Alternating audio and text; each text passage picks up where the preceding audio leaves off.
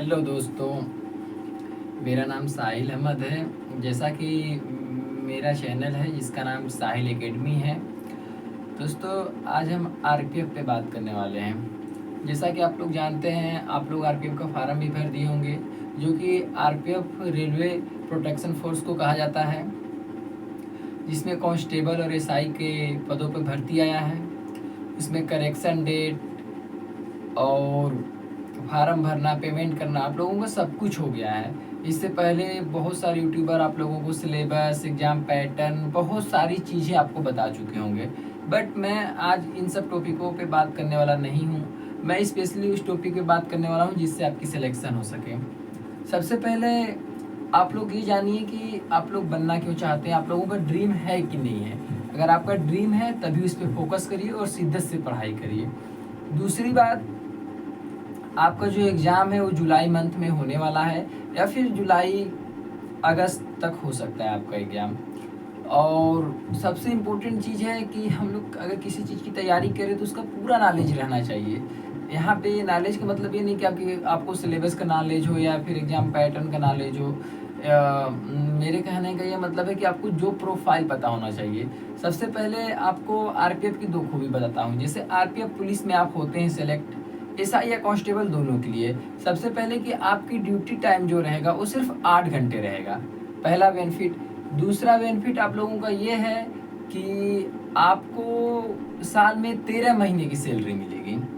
और सबसे खुशी की बात, तीसरा बेनिफिट, कि आपको संडे को छुट्टी रहेगी। अगर आप संडे को काम करते तो आपको अलग से पैसा मिलेगा। हालांकि इन सब चीज़ों के अलावा भी बहुत सारे बेनिफिट हैं। जैसे रेलवे आपको पास देगा आने जाने का, मतलब ट्रेन में उसका पैसा नहीं लगता है। मेडिकल का पैसा नहीं लगता है आपको। रेलवे आवास देता है। मतलब बहुत सारी सुविधा है। होने के बाद आपका पूरा लाइफ चेंज हो जाएगा।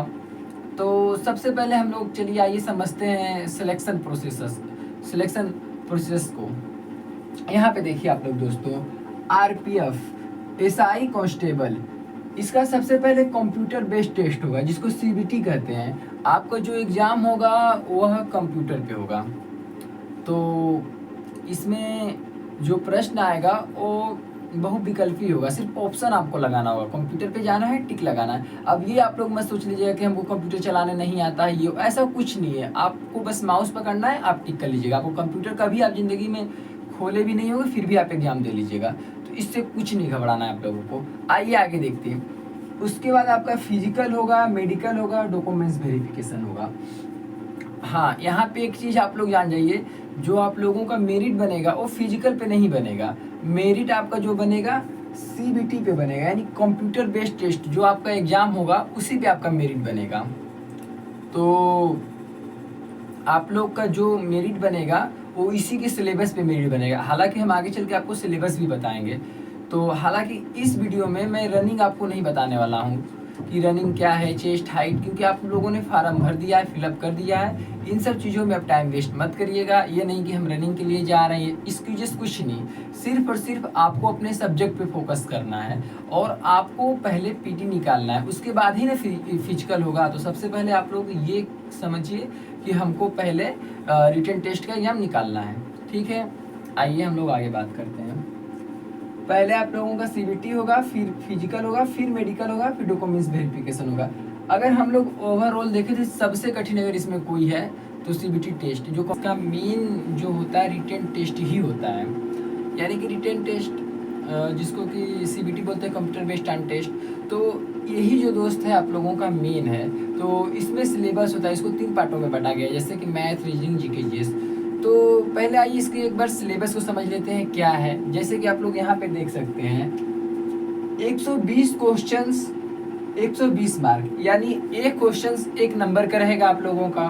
उसके बाद टाइमिंग आप लोगों का 1.5 घंटा रहेगा और आपको यानी कि 90 मिनट मिलेगा। टाइमिंग 1.5 घंटा यानी कि 90 मिनट आपको मिलेगा। ठीक है, अब आगे हम लोग समझते हैं। निगेटिव मार्किंग 1/3 की निगेटिव मार्किंग है, यानी आप 3 गलत करेंगे तो आपका 1 सही कट जाएगा। तो दोस्तों यहाँ पे एकदम सावधानी के साथ आप लोगों को काम करना है। ये नहीं कि नहीं आ रहा है चलो किसी पे टिक मार दे, ऐसा कुछ नहीं दोस्तों। अब हम लोग बात करते हैं सिलेबस पे। तो सिलेबस देखते हैं। जैसे कि हमने बोला मैथ, आपका मैथ 35 नंबर का आएगा, रीजनिंग 35 नंबर का आएगा, और जीके जीएस 50 नंबर का आएगा।